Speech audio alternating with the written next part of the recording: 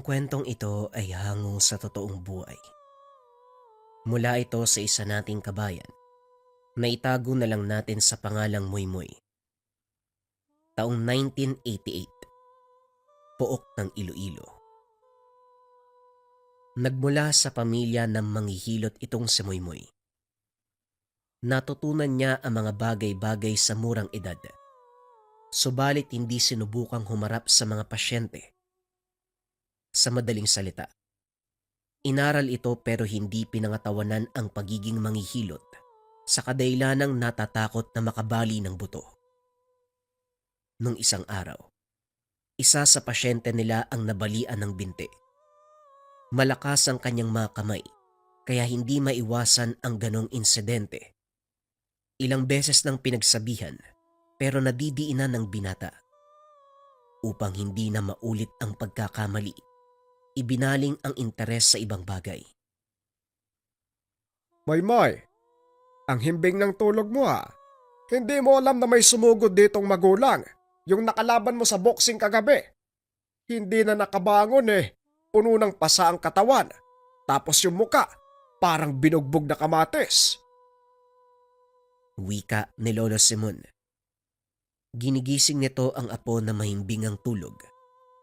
Naperwisyo siya dahil inatupag ng binata ang pagboboksing. At dahil malakas ang kamao, palaging sumusugod sa kanilang tahanan ang mga magulang upang magreklamo sa kanyang ginawa. Minsan na rin silang nakaharap sa barangay para resolbahin ang problema. Nauuwi sa pambayad ang lahat ng kinikita sa panghihilot. Ilang beses na kitang pinagsabihan na itigil mo yan, pero hindi ka nakikinig. Hindi na mabilang sa daliri yung binalian mo eh. Bugbog sarado pa ang iba. Yung iba halos critical na yung kondisyon. Etong batag to, sa susunod siguro, ibibenta ko na lang yung sarili ko para may pambayad sa napipinsala mong tao. Pikit matang bumangon si Moymoy. Humarap sa matanda. Lolo, sila naman yung naggamon eh. Sumalang daw ako ng ring para malaman nila kung gaano kalakas yung mga suntok ko. Kasalanan po nila yun. Sinuntok nila ako. Sumuntok lang din ako. Gantiyan ba? Tugon ni Moymoy. Napabuntong hininga si Lolo Simon. Nagpigil na mahampas ng bitbit na sanga ang sariling apo. Alam mo naman kung gaano kalakas yung kamao mo. Sumalang ka pa sa laban. Alam natin pareho na kapag susuntok ka, may butong mababali eh. Sabi pa ni Toto, kung hindi ka inawat, mapapatay mo yung kalaban mo eh ba? Moy, huli na yan ha. Marinig ko pa na sumali ka sa boxing na yan. Puputulin ko yung kamay mo. Tandaan mo yan. Si Lolo naman eh. Problema po nila yun. Hindi nila kaya yung lakas ko eh. Sila yung naggamon oh. Kasalanan ko ba yun? Sinasabi mo ba, hindi ka talaga titigil sa boxing? Oho, kayo na po yung nagsabi sa edad kong to. Dapat may kikitain na ako para makatulong sa buhay natin. Itong pagboboxing hindi lang katuwaan. Kumikita din ho ako. Puro barya pero pwede na. Inilabas niya ang lata na pinaglalagyan ng kinita mula sa pagboboxing. Halos mapuno na ang sisidlan. Tuwang-tuwa ang binata, pero kabaliktaran naman sa matanda. Buisit na to. Pinaglalaroan mo ang buhay ng kalaban. Ang saya mo kasi kumikita ka kapag may natutumba sa loob ng ring. Pero yung kalaban mo, kumusta? Nag-aagaw buhay. Halika, doon sa labas. Lumod ka ng isang oras. Napakamot na lang ng ulo si Moymoy. Sumunod din naman ito. Nagtungo sa labas at lumuhod. Sa kabilang banda, hindi maiwasan ni Lolo Simon na mapaisip ng ibang paraan upang maibaling ng apo ang atensyon sa ibang bagay. Kinakailangang iwanan ni Moymoy ang pagboboksing bago pa may taong mapatay. Nang makaisip ng paraan, tinawag niya ang apo. Akala ko ba isang oras akong lulod? Wala pa nga yatang 5 minuto eh. Tatadyaan kita eh. Umayos ka ga. Hindi na pwedeng sasalang ka sa boxing. Baka mamaya pulis na yung pumunta rito eh. May napatay kang tao. Tigas ng ulo mo. May papagawa ako, siguradong matutuwa ka. Mas maligaya yan kaysa makipagsuntukan ka sa ibang tao. Nabuhay ang kuryosidad ni Moymoy nang marinig ang sinabi ng matanda. Sinundan niya ito sa kwarto. May kinuha mula sa lumang kaban. Isang kwintas na hugis pangil ang palawit na batong itim. Si Lolo Simon mismo ang nagkabit nito sa kanyang leeg. Kunot noo siyang napatingin. Siguro naman alam mo na ang tungkol sa pambibiktima ng aswang sa iba't ibang panig ng bayan. At dahil matapang ka, malakas din ang kamao mo, sigurado kong matatalo mo ang kalaban. Moymoy, sa puntong ito, hindi na ordinaryong tao ang makakapalitan mo ng suntok. Aswang na. Mga halimaw na nanggugulo sa lugar. Naiintindihan mo ba? Blankong napatitig si Moymoy sa matanda. Hindi malaman kung ano ang isasagot o magiging reaksyon. Marinig lang ang salitang aswang. Kinikilabutan na siya. Isang beses siyang nakaengkwentro nung dumayo sa ibang bayan upang lumaban sa boxing kasama ang kaibigang si Toto. Nakasalubong nila ang nilalang sa daan. Halos mahimatay sa sobrang takot. Kung hindi lang sumunod kagad ang grupo ng mga tambay na nanonood ng boxing, malalagot sila sa mga sandaling iyon. Umalis ang aswang nang malamang maraming nakasunod. Huwag mo sabihing naduduwag ka. Ang tikas ng tindig mo, ang lakas ng kamao, tapos matatahimik ka kapag nakarinig ng aswang. Hoy, dapat hindi lang sa loob ng ring matapang, hanggang sa totoong buhay din. Gamitin mo yung lakas mo sa ipapagawa ko. Kapag nagtagumpay ka, meron kang premyo. Nabuhayan ng loob si Moymoy nang marinig ang sinabi ni Lolo Simon. Hindi na nagdalawang isip, kagad nang pumayag. Ay sus, yun lang naman pala eh. Saan ba nagtatago yung aswang na yan? Bibirain ko. Aba, kita mo nga naman, talagang mayabang ka. Moymoy, hindi ito basta laro. Seryosong bagay ito kaya umayos ka. Mamayang gabi, unahin mong puntahan ang Barotac Nuevo. Ikaw na ang bahalang maghanap kung saang parte ng lugar matatagpuan ng aswang. Isang babae, maganda kapag nasaan yung tao. Pero wag kang magpapadala sa ganda. Makamandag yon. Grabe naman Lolo. Hindi naman ako mahilig sa babae para maakit kagad. Ay, tigil-tigilan mo ko. Parang hindi mo hinabol yung anak ni Kapitan dati. Unang kita pa lang nagustuhan ka agad. Tumigil ka lang kasi nalaman mo may kapansanan eh. Eh nako, basta, yan ang una mong lakad mamayang gabi. Magpahinga ka at maganda. Mahirap yan. Etong kwintas Lolo Simon, para saan naman to? Kaninong ngipin ba to? Ang itim, di ba to nagsisipilyo? Ikaw, lokong bata to, hampasin kita ng tungkod eh. Hindi yan ngipin. Lokong batan to. Pangil ng kidlat ang tawag dyan. Ginagamit ang mga tingero at manunugis para puksain ang aswang. Isa sa pinakamalakas at mabisang panlaban sa kampo ng kadiliman.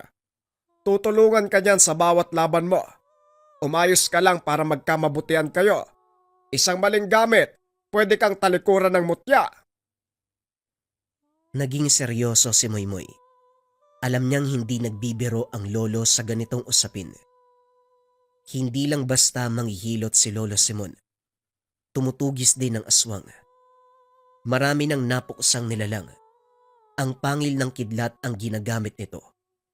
Ngayon lang niya nalaman ang tungkol dito dahil hindi ganon kainteresado noon. Inakalang normal na kwintas lamang. Pagsapit ng hapon, bago dumilim lumakad na si Moymoy. Pinuntahan ng nasabing barangay. Pagkarating, hindi malaman kung kanino magtatanong. Maraming mga tambay sa labas ng tindahan, kaso lang nagdadalawang isip na lumapit. Namukaan ng isa. Nakalaban niya sa boxing ilang buwan na ang nakalipas. Wala namang naging problema habang nagpapalitan ng kamao sa loob ng ring. Nagkaaberya lang pagkalabas dahil nangialam ang ama. Hindi siya nagpatalo kaya nakatikim sa kanya. Ilang linggong nanatili sa ospital dahil sa lala ng lagay. Teka mare, hindi ba siya yung taga-Bingawan? Yung nakalaban mo sa boxing? Yung halos pumatay sa tatay mo? Ang lakas ng loob. Pumarito pa talaga sa baluarte natin. Hoy, nag-aamon ka ba? Wika ng tambay. Lalagpasan lang sana ni Moymoy ang kinalalagyan ng mga ito.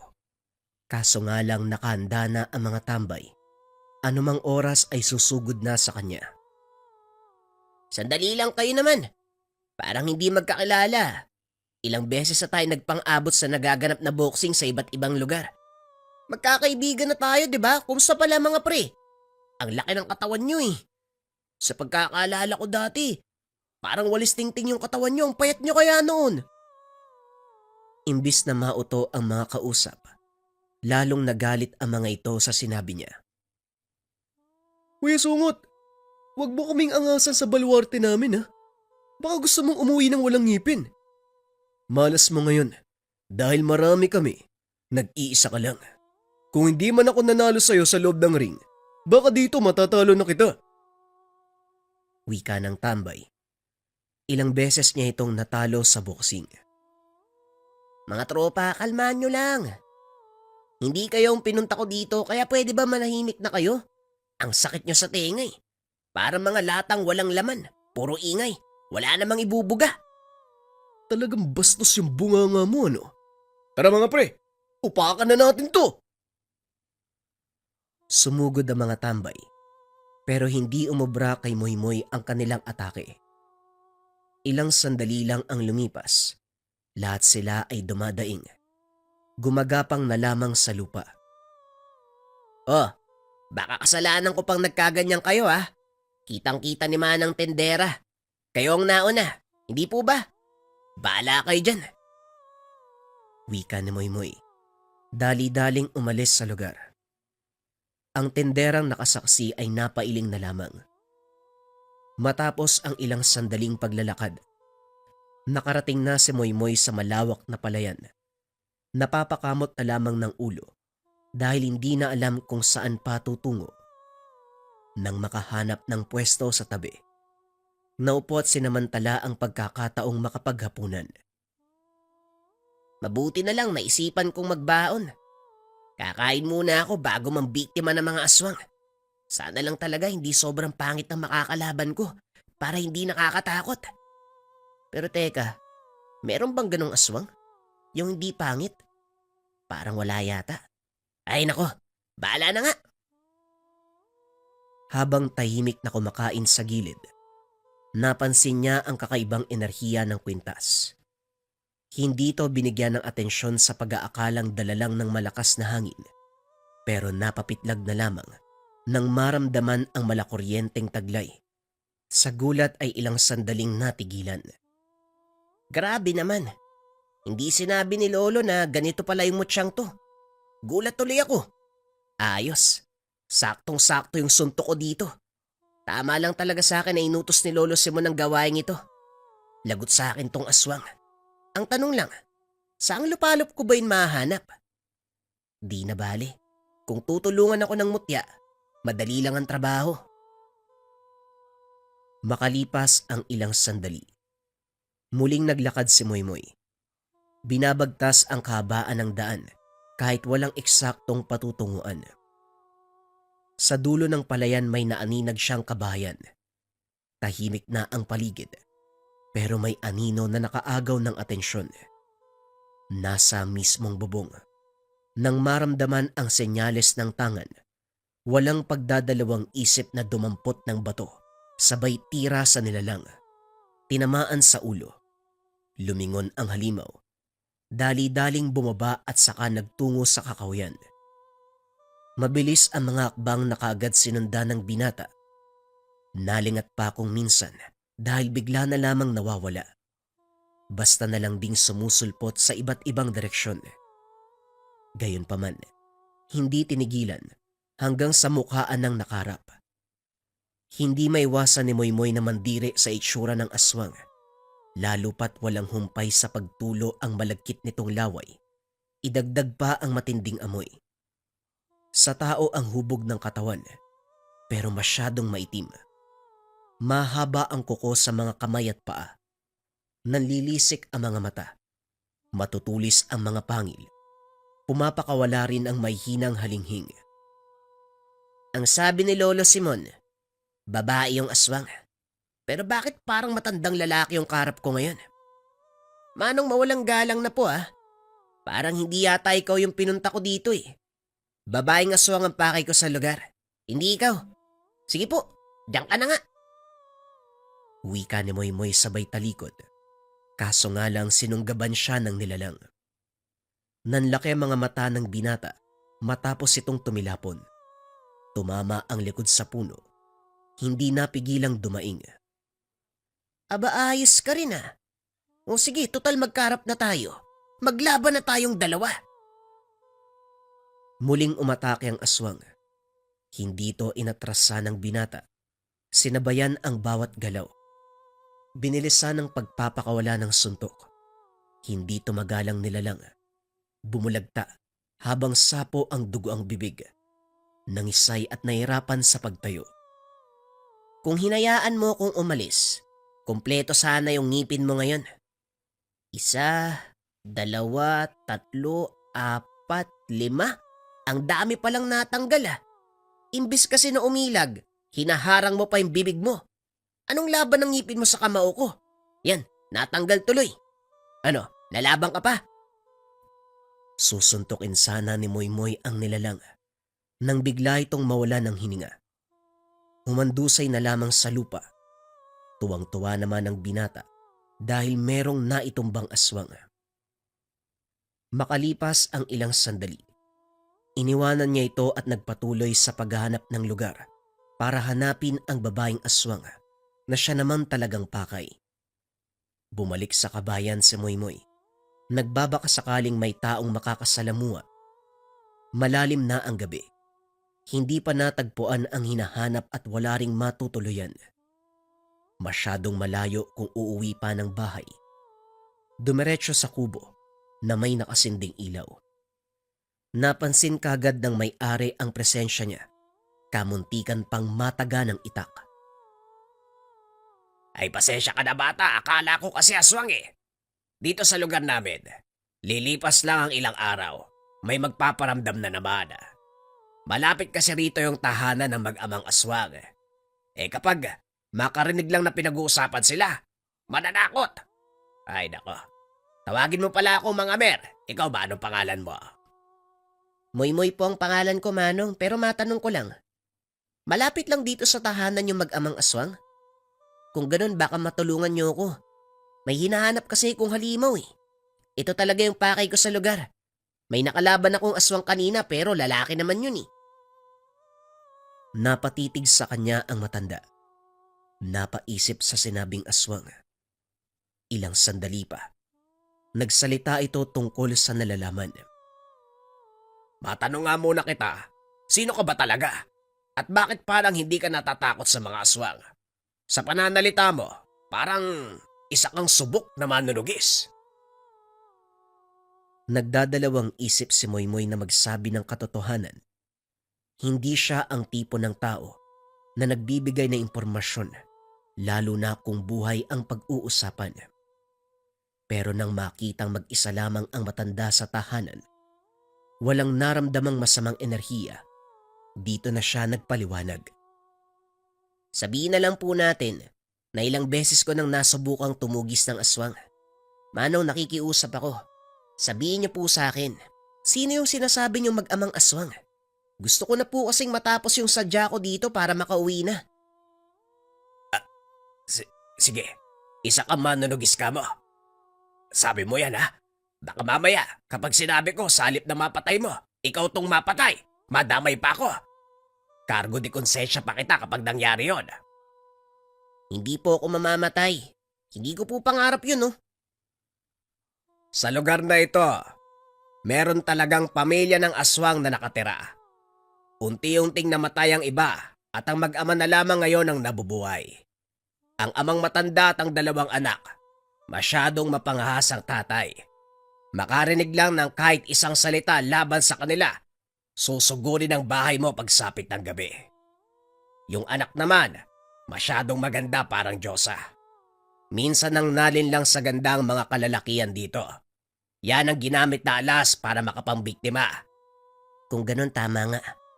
Tama na sa inyo ako nagpunta. Bukas na bukas tutugisin ko silang dalawa. Manong, ang sabi lang naman sa akin ni Lolo, yung babaeng aswang ang kailangan kong puksain. Pero isasali na din natin yung tatay para tuluyang matapos ang kasamaan nila. Ngayon lang ako nakasalamuha ng binata na kung magsalita parang ermitanyong maraming kaalaman. Saang lugar ka ba nagmula? Nakakagulat ang katulad mo Hindi sumagot si Moymoy. Sa halip humingi ito ng unan at kumot. Matapos makahanap ng pwesto ay natulog na. Napahugot na lamang ng hininga si Mang Amer, nahihiwagaan sa kanyang presensya. Hindi na rin nagusisa, natulog na sa sariling kwarto. Kinabukasan, tumulong na muna si Moymoy sa gawaing bahay at sakahan. Walang tao sa tahanan ng mag-amang aswang, kaya kinakailangang mag-intay. Ang sabi ni Mang Amer, sa gabi lamang nagkakatao ang bahay ng mga ito. Habang nagpapalipas ng oras, nagpresentang mag-araro. Sa kalagitnaan, napansin niya ang isang babae. Malayo pa lang pero bungad na ang kagandahan. Kagad ding nahulaan ni Moymoy kung sino ito dahil sa senyales ng tangan. Dagdag pa ang pag-iwas ng mga taong nakakasalubong sa daan. Huwag kang magpapalata, bata. Umiwas ka ng tingin kung ayaw mong mabulag sa kagandahan yan. Sus, kagandahan. Halimaw naman. Huwag kayo mag-alala, Manong, matibay to. Hindi nadadaan sa anumang panlilin lang. Nagulat na lang ito nang ibalik ang tingin sa kinalalagyan ng dalaga. Wala na sa lugar. Paglipas ng mga oras, sumapit na ang gabi. Inaya na muna ng hapunan bago pinayagang umalis. Kinakabahan talaga ako sa'yo, bata. Sigurado ka ba talaga sa binabalak mo? May oras pa para umatras.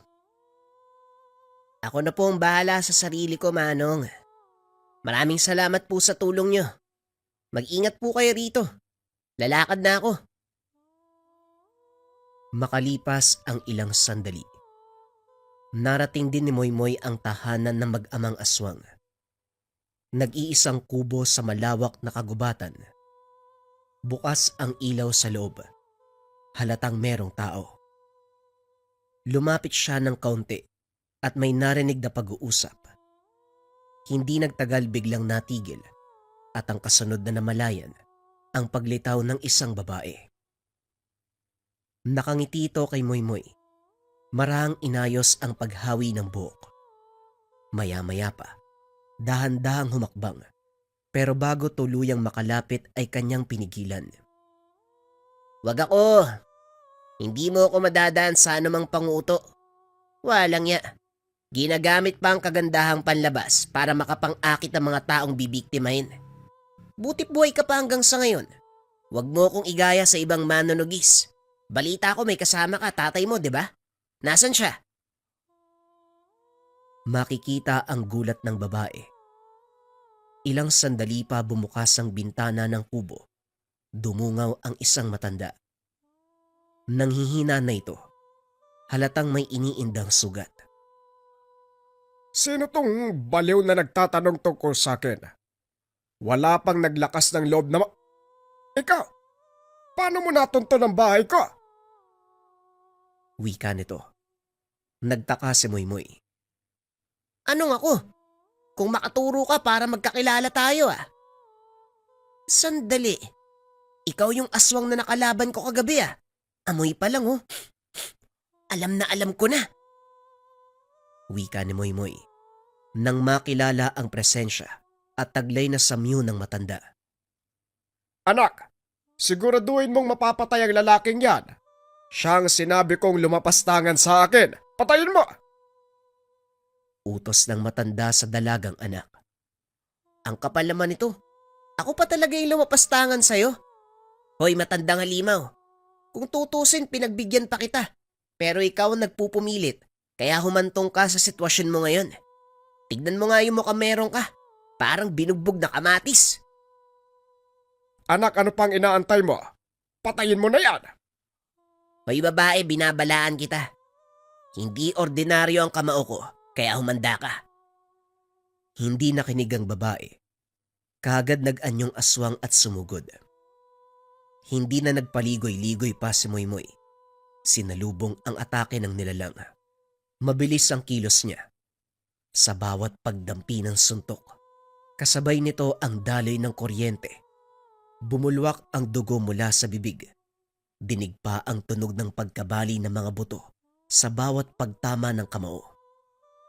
Hindi nagtagal. Bumagsak na lamang ito at nangisay ang katawan. Ano ba yan? Ang dali namang natumba. Hindi tuloy ako pinagpawisan. Hoy tanda, lumabas ka nga. Nakulangan ako sa laban natin nung nakaraan eh. Tapos ngayon dito naman sa anak mo. Halika, mag-toast tayo. Ibigay mo lahat ng makakaya mo para maging maganda ang laban. Dalian mo! Paikay kang lumabas ang matanda. Gumamit pa ng tungkod para suportahan ng pagtayo. Galit na galit.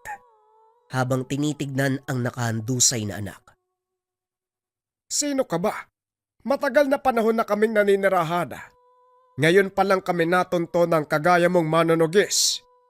Naaalala ko ang puwersa mong taglay. Isang uri ng pangkalikasang bato na may kakayahang magdala ng bultahe. Ang dami mong sinasabi.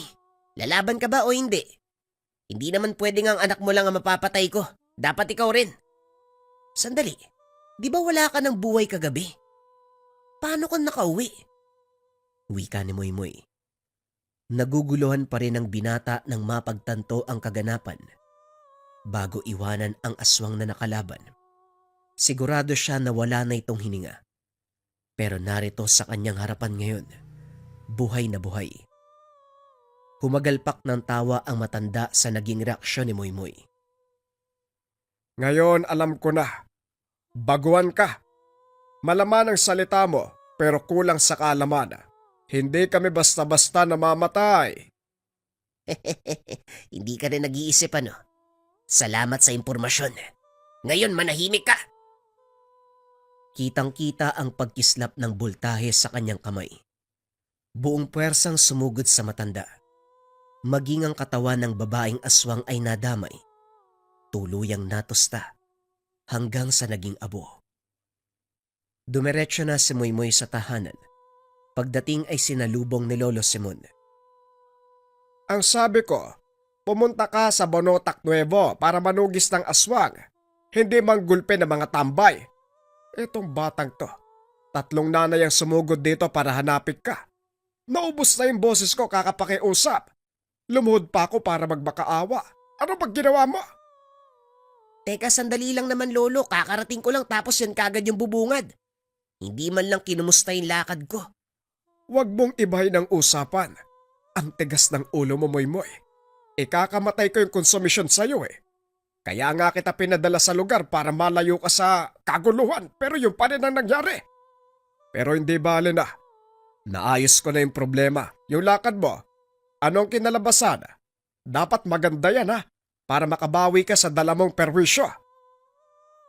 Ano pa nga ba lolo? Eh di napatay ko. Yung tatay sa kayong anak. Akala ko magiging mahaba yung labanan kaso natapos kagad. Hindi man lang ako pinagpawisan. Lolo, sa susunod bigyan mo ako ng malakas sa kalaban. Umaarangkada na naman yung kayabangan mo. Mabuti naman kung ganon. Mag-amang aswang ang natugis mo. Ang sabi kasi sa akin, babae lang eh. Kasama pala ang tatay. Pero apo, hindi biro yan. Marahil nakatsamba ka lang ng mahinang aswang. Huwag ka pa rin magpapakampante. Dahil sa mga susunod mong laban, siguradong malakas na uri ng aswang ang makakasagupa mo. Sige na, magpahinga ka na. Mahaba ang nilakad mo. Kailangan mong makabawi ng lakas. Magmula sa araw na ito, ikaw na magtatangan ng mutya.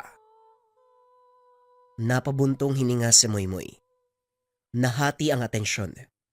Natuwa dahil nagampanan ng maayos ang binigay na misyon. Paghanga sa sarili, sa kakayang ipinamala sa kalagitnaan ng panunugis. Hindi lubos akalain na ang lakas ng mga kamao magagamit hindi lamang sa pakikipagsuntukan, kung hindi sa aktwal na sagupaan para magligtas ng mga tao. Pero alam niya rin sa kanyang sarili, nagsisimula pa lamang ang totoong pagsubok sa kanya. Lalong-lalo na, ipinamana sa kanya ni Lolo Simon ang mutya ng kidlat. Maraming salamat sa pakikinig ng ating kwento mga kabayan. Abangan pa mga susunod na episode ni Moy Moy. I-upload natin yan kapag binigay na ng nagpadala ng kwento. Pero mga kabayan, mamayang 8 PM, meron pa tayong isang upload. Pakiantay na lang. Maraming salamat.